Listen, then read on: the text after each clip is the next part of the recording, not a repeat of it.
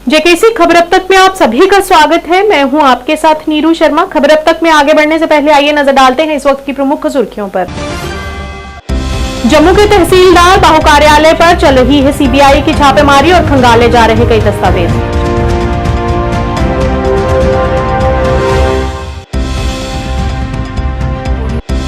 भाजपा के वरिष्ठ नेता और जम्मू कश्मीर वक्फ बोर्ड की चेयरपर्सन डॉक्टर द्रक्षा अंद्राबी ने आली मस्जिद श्रीनगर में सीरत सम्मेलन में लिया भाग। लालचौक विधानसभा क्षेत्र में कांग्रेस ने किया बड़ा सेमिनार। कई प्रमुख नेताओं ने कहा कि भाजपा के शासनकाल में सभी बुनियादी चीजें हुई हैं महंगी। क्या आप परेशान हैं? आज ही संपर्क करें। 100% गारंटी के साथ पाए हर परेशानी का समाधान। प्रेम विवाह के लिए माता पिता को मनाना, प्रेमी प्रेमिका में झगड़ा, सौतन दुश्मन से छुटकारा, तलाक केस, नौकरी कारोबार में रुकावट, विदेश यात्रा या कर्ज मुक्ति, लॉटरी नंबर पाओ 649 हो या लोटो मैक्स, प्यार में धोखा खा चुके प्रेमी प्रेमिका, एक बार जरूर संपर्क करें। मैं आपका प्यार टूटने नहीं दूंगा। 98 769 98 583। अब समाचार विस्तार से। सीबीआई कुछ अनियमितताओं के सिलसिले में तहसीलदार बाहू राजू समयाल के कार्यालय में छापेमारी कर रही है। आपको बता दें कि कोई जरूरी सूचना मिलने पर तहसीलदार बाहू कार्यालय में आज सीबीआई ने छापेमारी की, जिसमें उन्होंने कई जरूरी दस्तावेज खंगाले। जो कि अभी अंदर हालांकि देखिए बड़ी फिलहाल इसमें जो है बाहर आते हुए और एक डेट जो है वो यहाँ पर जारी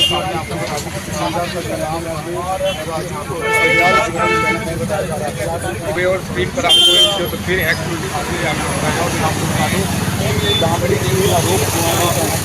ये देखिए यहाँ पर पैसे कहीं ना हम बात करें तो कैश काउंटिंग मशीन जो है वो फिलहाल यहाँ पर जो है वो लेकर गए हैं और हालांकि अब सीबीआई ने यहाँ पर रेड की, जिसके बाद यहाँ पर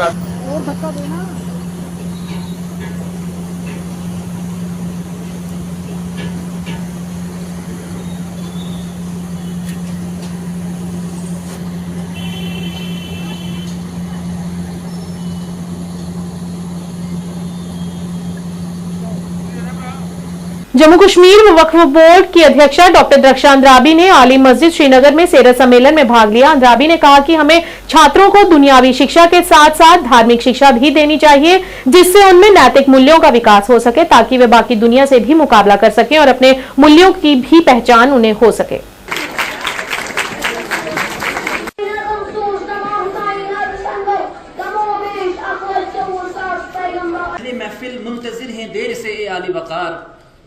अहले महफिल मुंतज़िर हैं ए देर से आली वक़ार, आपके आने का था सभी को इंतज़ार।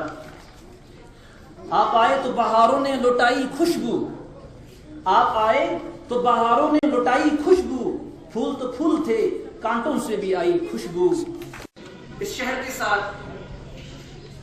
एक वक्त ठहर जा कि जरा और भी सुन ले, एक ले लम्हे ये बार बार मैसर नहीं होते, इससे मेरी मुराद नाज़नीन अफजल लगई जारियारन सहाबे गई जारियारन सहाबे चटुम लोल नारन जिगर वसल्लम के ज़ुहूर के बाद ही ये जो आप नूर देख रहे हैं, अमन देख रहे हैं, कायनात में हर तरफ खुशबू देख रहे हैं, गुलाबों की खुशबू हर तरफ महकी, जब रसूल नाज़रीन सल्लल्लाहु अलैहि वसल्लम न्यू बॉर्नविच स्कूल हवल में सीरत कॉन्फ्रेंस का ये जो प्रोग्राम है उसमें हम शामिल होने आए हैं। यहाँ पर हमने देखा कि बच्चे और बच्चियाँ बहुत ही मोहतात और काबिलियत के साथ अपना उन्होंने जो भी यहाँ पे पेश किया तो सीरत रसूल सल्लल्लाहु अलैहि वसल्लम के बारे में तो बहुत ही अच्छा लगा। ये स्कूल काफ़ी अरसे से काम कर रहा है। ऐसे ही इन्होंने 72 में यहाँ पे दाग बेल डाली है और अभी इनके स्कूल में जो बच्चे पढ़ रहे हैं काफ़ी काबिलियत के ये मालिक हैं। हम चाहेंगे कि स्कूलों में सीरत कॉन्फ्रेंस होनी चाहिए, क्योंकि दीन और दुनिया दोनों को चलाना ज़रूरी है। बच्चों को दीनी तालीम भी होनी चाहिए और दुनियावी तालीम से वो आगे बढ़ते हैं और दीनी तालीम से उनका जहन रोशन होता है और रसूल अकरम सल्लल्लाहु अलैहि वसल्लम के तालीमात से सरफराज होना हमारी जनरेशन और आज के बच्चों को बहुत ज़रूरी है, क्योंकि उससे उनका विजन बहुत वास्ट हो जाएगा। कुरान मजीद में ही आप देखते हैं साइंस, डिस्कवरीज, इन्वेंशन सारा लिखा हुआ है, तो जब उसकी तालीमात होगी और रसूल नाज़नीन सल्लल्लाहु अलैहि वसल्लम के सीरत के बारे में जब आज की जनरेशन। कांग्रेस ने आज लाल चौक विधानसभा क्षेत्र में एक बड़ा सेमिनार आयोजित किया, जिसमें कांग्रेस नेता भरत सोलंकी, वकार रसूलवानी, चौधरी लाल सिंह समेत अन्य नेता शामिल हुए। इस बैठक में बड़ी संख्या में कई कार्यकर्ता भी मौजूद रहे और इस मौके पर लाल चौक विधानसभा क्षेत्र के अध्यक्ष मंजूर अहमद भट्ट ने कहा कि अब विधानसभा चुनाव में भाजपा को करारा जवाब देने का समय आ गया है। जब कांग्रेस का शासन था तब गैस सिलेंडर 350 रुपए में था, लेकिन भाजपा सरकार इसे 1000 रुपए से अधिक पर दे रही है। बिजली दरें आसमान पर पहुंच गई हैं और महंगाई अब तक के उच्चतम स्तर पर है। उन्होंने कहा कि भाजपा के शासनकाल में सभी बुनियादी चीजें महंगी हो गई हैं।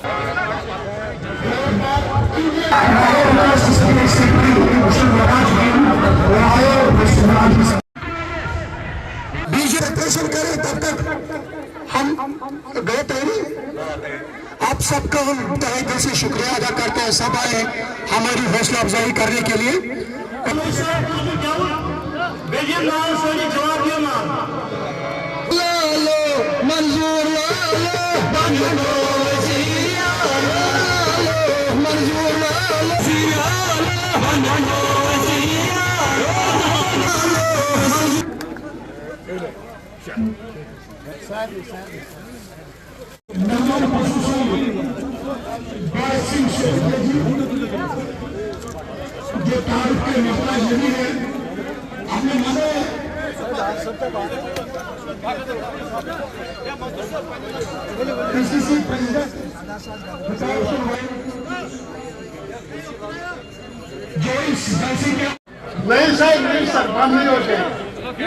जीत हमारी, जीत हमारी। लालो महाराज लालो, बनिको वजीर आला। लालो महाराज लालो, बनिको वजीर। बिस्मिल्लाहिर्रहमानिर्रहीम, बिस्मिल्लाहिर्रहमानिर्रहीम। जितने यहाँ लोग आए हुए हैं हम इसके शुक्रगुजार हैं। पहले मैं सबको अपनी तरफ से मुबारकबाद करता हूँ। मैं एक छोटा कार्यकर्ता डीडीसी मेंबर इलेक्टेड हूँ।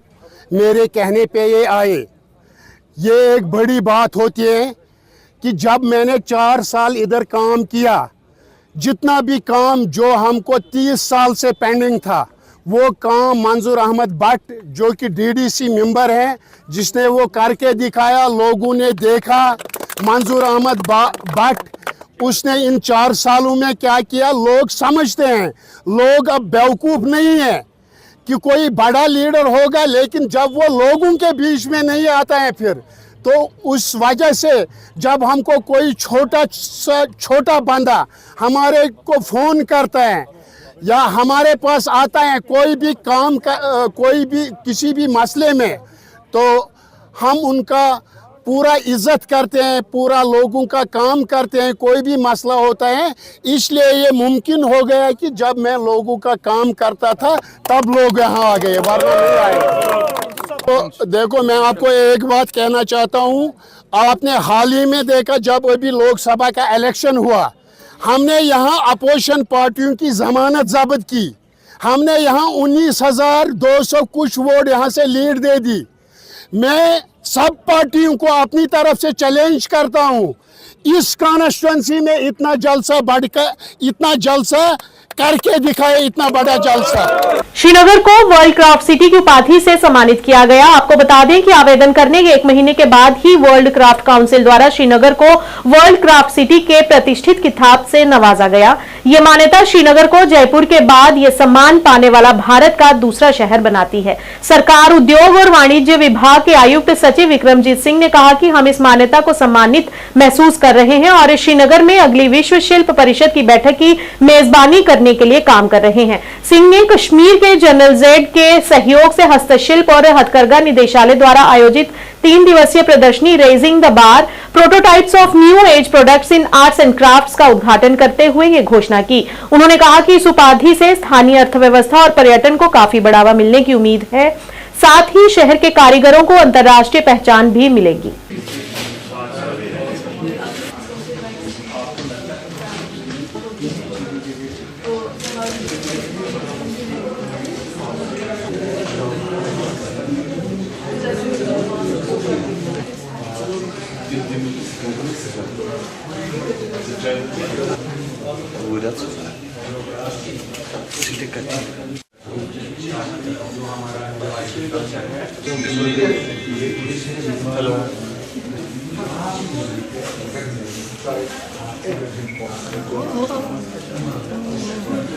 वर्ल्ड क्राफ्ट काउंसिल की जानिब से हाल ही में श्रीनगर को वर्ल्ड क्राफ्ट सिटी के तौर पर चुना गया।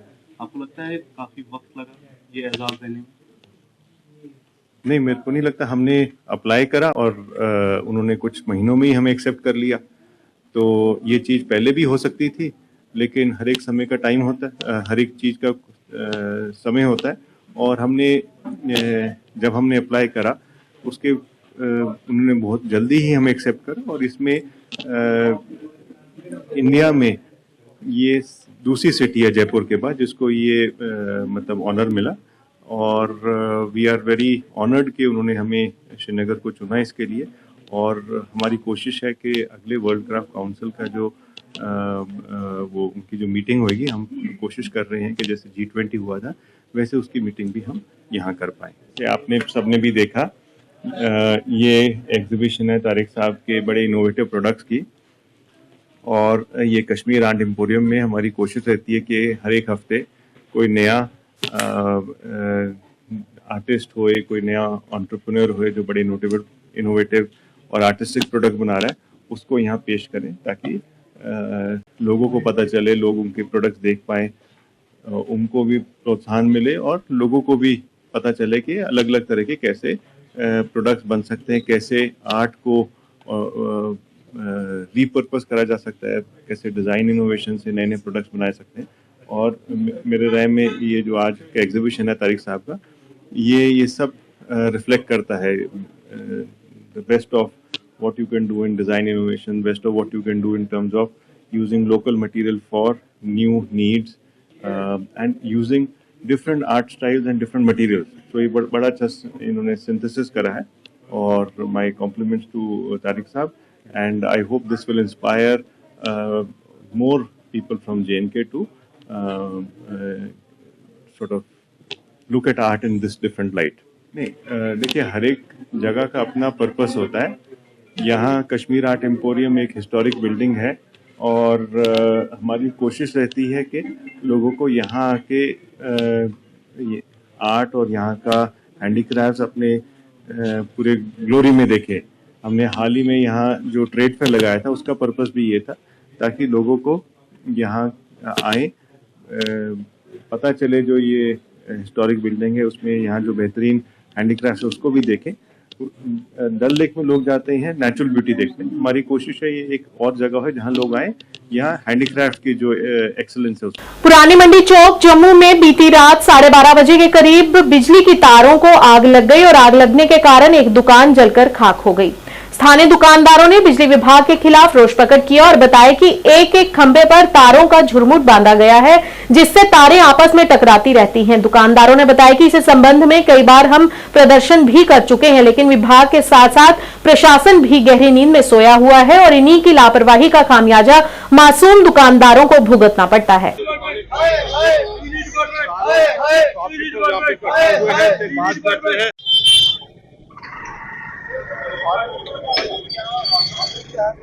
सारी बिजली नहीं बंद हो रही मार जी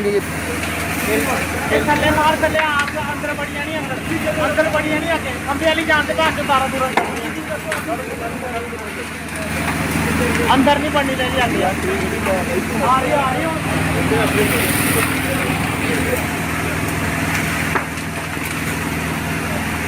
एक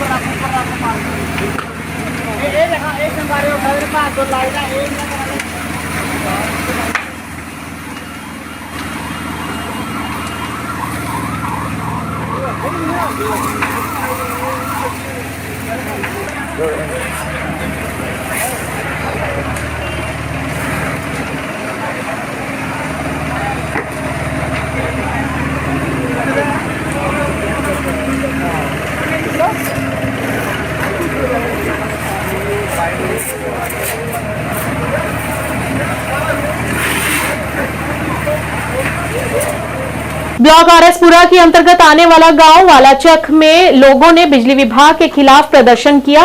लोगों ने कहा कि कई बार इसके बारे में विभाग को सूचित भी किया गया, लेकिन विभाग इसकी तरफ कोई ध्यान नहीं दे रहा है। लोगों ने मौजूदा सरकार पर भी नाराजगी व्यक्त करते हुए कहा कि सरकार यहां पर रहने वाले लोगों की सुध नहीं ले रही है। उन्होंने कहा कि चुनाव के दौरान यहां पर बड़े बड़े वादे किए गए, लेकिन सरकार वोट निगलकर अब चुप्पी साधे हुए है। इस मौके पर लोगों ने कहा कि इसकी तरह शीघ्र ध्यान दिया जाए। अगर इस बीच कोई अनहोनी हुई तो उसकी जिम्मेदार केवल प्रशासन होगा।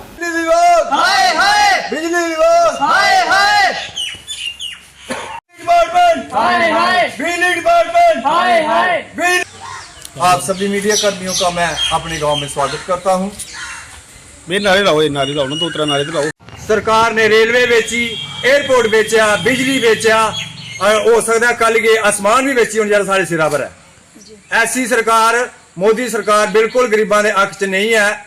पंजाब च देखो उत्थे कदों ही बिजली किसानां की फ्री मिला रही है। इत्थे बिल्कुल भी कदी भी जो हूँ आते हैं लाइनमैन आते बंबियां बंद करो जी, बंबियां नहीं चल सकदियां, कनैक्शन नहीं है।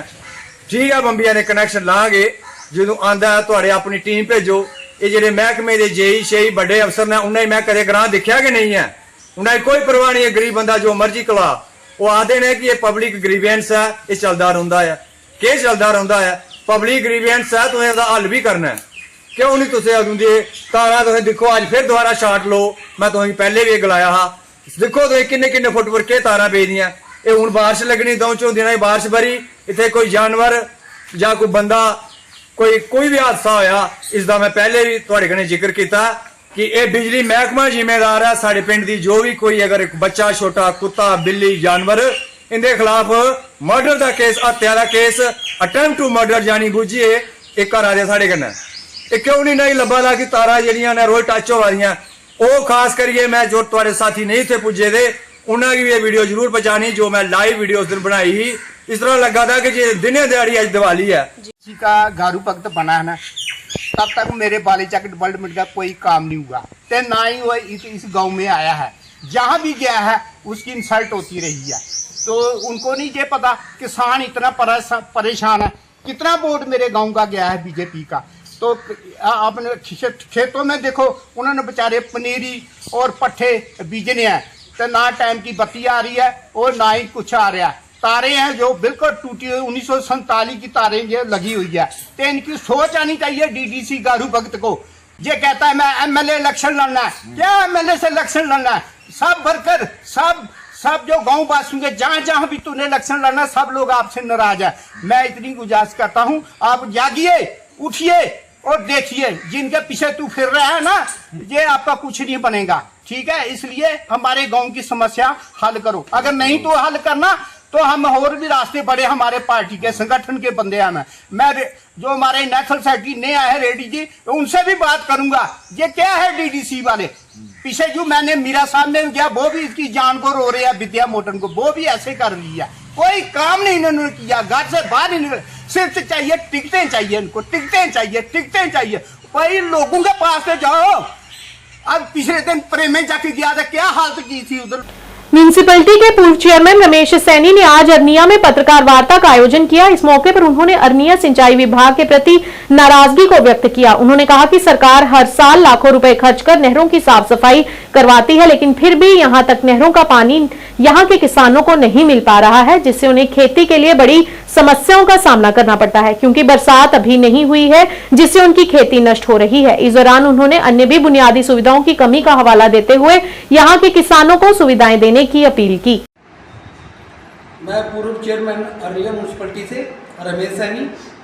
आज बड़ी दुख की बात है हमारे किसानों के प्रति कि हमारे जो किसान हैं पूरे हिंदुस्तान का जो अन्नदाता होता है, तो अपनी फसल तैयार करके हर कस्बे में, हर क्षेत्र में, हर स्टेट में फसल की जाती है तो उसका अनाज लोग खाते हैं।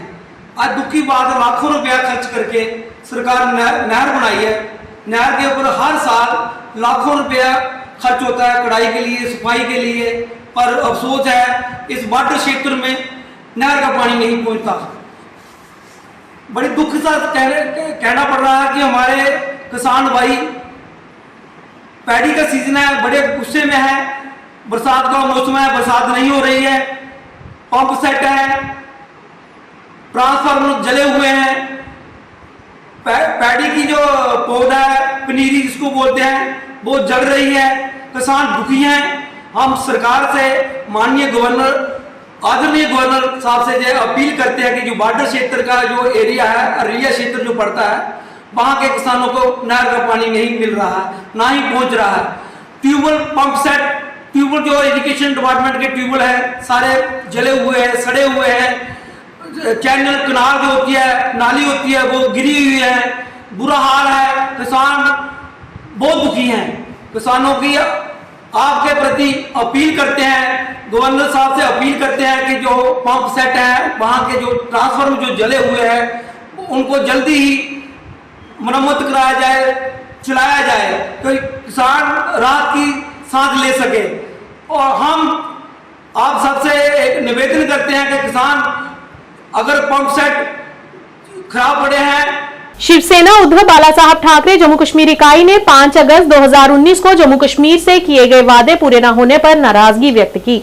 आज जम्मू में एक पत्रकार वार्ता को संबोधित करते हुए जम्मू कश्मीर इकाई के अध्यक्ष मनीष साहनी ने कहा कि मौजूदा सरकार की नीतियों और उनके रवैये से ऐसा बिल्कुल नहीं लगता है कि जम्मू कश्मीर को जल्द राज्य का दर्जा मिलेगा। उन्होंने संसद के मौजूदा सत्र में जम्मू क्षेत्र का कोई जिक्र न होने पर भी नाराजगी जताई। उन्होंने सरकार और चुनाव आयोग से अपील की कि जम्मू कश्मीर में लोकतांत्रिक प्रक्रिया बहाल करने और राज्य का दर्जा बहाल करने के लिए सुप्रीम कोर्ट के निर्देशों का पालन किया जाए। वार्ता का आयोजन किया है वो जम्मू कश्मीर के मुद्दों को लेकर है, वो मुद्दे जिनका हमें वादा किया गया था अगस्त 2019 को, यानी लगभग 5 साल पूर्व।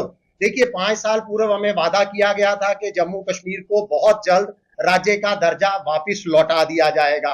हाल ही के अंदर आप सबको मालूम है कि माननीय सर्वोच्च न्यायालय द्वारा भी जो है कड़ी फटकार लगाई गई थी, केंद्र सरकार से पूछा गया था और केंद्र सरकार का यही जवाब था, रिप्लाई था कि बहुत जल्द जम्मू कश्मीर को राज्य का दर्जा दे दिया जाएगा।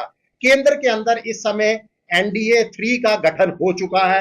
तमाम हमारे जो है केंद्र NDA के जो है नरेंद्र मोदी जी ने एक बार फिर जो है प्रधानमंत्री की कमान संभाल ली है और जम्मू कश्मीर को लेकर संसद के अंदर 2 दिन चर्चाएं हो चुकी हैं, मगर उसमें जम्मू कश्मीर पूरी तरह से नरादर रहा। जम्मू कश्मीर का कोई मुद्दा वहां पर उठाया नहीं गया, ना ही जम्मू कश्मीर से जो 2 बीजेपी के यहां से सांसद जीत के गए हैं उन्होंने भी जम्मू कश्मीर को लेकर वहां पर कोई बात नहीं की गई। जम्मू कश्मीर को लेकर जो केंद्र सरकार की तरफ से जो हाल ही के अंदर संकेत मिले हैं उससे ये बिल्कुल तय है कि निकट भविष्य में केंद्र सरकार जम्मू कश्मीर को राज्य का दर्जा लौटाने वाली नहीं है। आपको याद दिला दूं कि सन 2021 के अंदर सबसे पहले जम्मू कश्मीर का कैडर खत्म कर दिया गया था। अब हाल ही के अंदर 2 दिन पूर्व जो है ये नोटिफिकेशन आती है, ये निर्णय लिया जाता है कि जम्मू कश्मीर पुलिस का बजट जो है वो केंद्रीय गृह मंत्रालय देखेगा, यानी जम्मू कश्मीर पुलिस का बजट तय नहीं करेगी, पुलिस की सारी देखरेख जो है वो केंद्र सरकार करेगी। जो एक और बहुत बड़ा संकेत है, जो ये संकेत है कि निकट भविष्य के अंदर जम्मू कश्मीर को पूर्ण राज्य का दर्जा मिलने वाला नहीं है। देखिए चुनावों को लेकर भी, लोकतांत्रिक प्रक्रिया बहाली को लेकर भी लगातार जो है टाल मटोल देखा जा रहा है। माननीय सर्वोच्च न्यायालय द्वारा डेडलाइन भी तय कर दी गई है, उसके बावजूद भी जो है जम्मू कश्मीर में विधानसभा चुनावों को लेकर कोई अभी तक तिथियों की घोषणा नहीं की गई। भारतीय मजदूर संघ के संबंध में आंगनवाड़ी कार्यकर्ता कल्याण एसोसिएशन ने यूनियन कार्यालय परेड जम्मू में रोशु शर्मा के नेतृत्व में एक पत्रकार वार्ता आयोजित की, जिसमें भारतीय मजदूर संघ से संबंध आंगनवाड़ी वेलफेयर एसोसिएशन ने जम्मू कश्मीर सरकार से मांग की है कि 600 रुपए की मासिक राज्य हिस्सेदारी को अन्य राज्यों और केंद्र शासित प्रदेशों की तरह 10,000 रुपए हस्तांतरित किए जाए। उन्होंने नौकरी में प्रमोशन दिया जाए। अन्य शैक्षणिक संस्थानों की तरह आंगनवाड़ी केंद्रों में भी गर्मी और सर्दी की छुट्टियां होती हैं, जबकि वे इससे अभी तक वंचित हैं, और कहा कि 2 से 3 साल पहले दिए गए स्मार्टफोन भी बदले जाएं। नमस्कार, मैं Roshu Sharma, anganwadi workers welfare association संबंधित भारतीय मजदूर संघ के प्रदेश महामंत्री। आज की जो प्रेस वार्ता है हमने इस संदर्भ में बुलाई है क्योंकि हमारी 2010 के बाद जो जेके गवर्नमेंट ने हमारा एक भी पैसा जो है नहीं बढ़ाया है स्टेट शेयर। तो हम गवर्नमेंट से अपील करते हैं कि हमारा जो स्टेट शेयर है वो जल्द से जल्द बढ़ाए, क्योंकि हमें ये 600 रुपया देते हैं और मात्र 600 रुपये से हमारा गुजारा नहीं चलता है। 4500 रुपये हमें सेंट्रल गवर्नमेंट देती है, लेकिन पूरे भारत में हर स्टेट में जो है स्टेट शेयर जो है 8 से 10 हज़ार तक है, लेकिन हमारी जेके यूटी गवर्नमेंट है वो हमें 600 रुपया देती है। हमारे नियरेस्ट स्टेट जैसे पंजाब है, हरियाणा है, हिमाचल है, दिल्ली स्टेट है, वो अच्छा शेयर दे रही हैं, 8 से 10 हज़ार मिनिमम शेयर दे रही हैं, लेकिन हमारी स्टेट गवर्नमेंट जो है वो हमें 600 रुपया दे रही है। तो हम स्टेट से जेके यूटी गवर्नमेंट से यही अपील करते हैं कि हमारा स्टेट शेयर जो है वो बढ़ाया जाए, क्योंकि इन्होंने 2010 के बाद हमारा एक भी पैसा नहीं बढ़ाया है। तो हमारी जो आंगनवाड़ी वर्कर हेल्पर बहनें हैं वो बहुत गुस्से में है, रोष में है, और वो कहते हैं कि अगर हमारा ये स्टेट शेयर नहीं बढ़ाएंगे तो हम आगे जो है वो एक एजिटेशन का रूप ले लेंगे। दूसरा हमारा पॉइंट है वो है सीनियरिटी लिस्ट। इन्होंने हमारी प्रमोशन पॉलिसी जो है वो बनाई है, लेकिन वो टाइमली हमें देते नहीं है उसका बेनिफिट, क्योंकि उसमें हमारी बहनें जो है ओवरेज होती जा रही हैं। लेकिन ये सीनियरिटी 2018 के बाद इन्होंने ग्रेजुएट सीनियरिटी भी नहीं निकाली है। तो हम चाहते हैं कि जो हमारा 50% कोटा है उसको बढ़ाकर 100% जो है हमारी बहनें जो है पढ़ी लिखी है वो डिपार्टमेंटली हमें प्रमोट करे। यहाँ दिवंगत बिलाल अहमद खान की स्मृति में पीएचसी गौंडीपुरा में एक मेगा रक्तदान शिविर का आयोजन किया गया। शिविर का आयोजन सामाजिक कार्यकर्ता मुजम्मिल महमूद द्वारा एलडी अस्पताल श्रीनगर, सीएमओ बड़गाम और बीएमओ बीरवाह के आपसी सहयोग से किया गया। इस शिविर में बड़ी संख्या में युवाओं ने रक्तदान किया और अन्य युवाओं को भी जीवन बचाने के लिए रक्तदान करने के लिए प्रोत्साहित किया।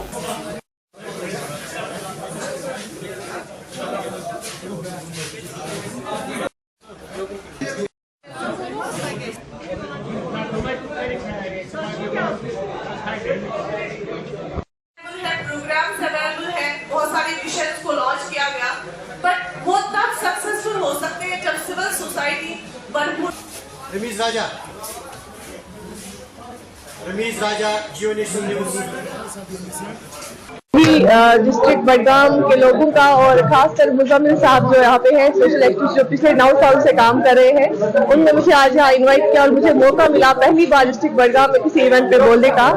और ये शो करता है कि यहाँ की यूथ में कितना एंथुसियाज्म है, चाहे ये ब्लड डोनेशन कैंप हो या कोई और सोशल एक्टिविटी हो। ये सबको पता है, जैसे कि यहाँ पे सब लोगों ने बोला कि कितना जरूरी है। आपको पता है इमरजेंसी के टाइम पे भी ब्लड की जरूरत होती है और बहुत ही ज्यादा एक अच्छी चीज है ये, और बहुत हर जगह पे होती है, लेकिन यहाँ पे जैसे मैंने देखा एंथुसियाज्म यूथ में बहुत अच्छा लगा।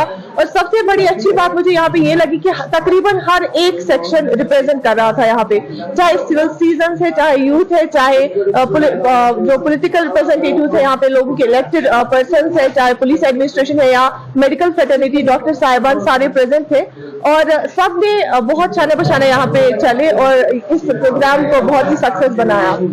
उसके साथ साथ जैसे कि आप ये रोद वारिया कामयाब गोड वोनमो मे ओतम शुक्रिया अदा करान मुजम्मिल मोहम्मद यम ये ऑर्गेनाइज कोर प्रोग्राम और पन सोशल कर्मी पन्निस एरिया तिमो कर पार्टिसिपेट या अम फ्रेंड्स ये रूद वारिया असल यह मतलब यूत तम कोर्मुत तम नश अलावे रूद ये मज आई सारी आई बे यूता रिक्वायरमेंट यूता रिक्वायरमेंट तम खुद ज्यादा यानी कि वारिया गई वापस इन ब्लड हेल्थ कहें अम खुद सोचान करो फ्यूचरस मज बे प्रोग्राम इंशाल्लाह सोशल मीडिया पे कह सो दिवान कम सात कंस पे जरूरत सो खून या कंस पे इमदाद जरूरत सो सिगरेट बट करान सो करान एक्सपोज क्या। खबर अब तक के आज के इस अंक में इतना ही। नया अंक लेकर फिर हाजिर होंगे, तब तक के लिए दीजिए इजाजत। नमस्कार।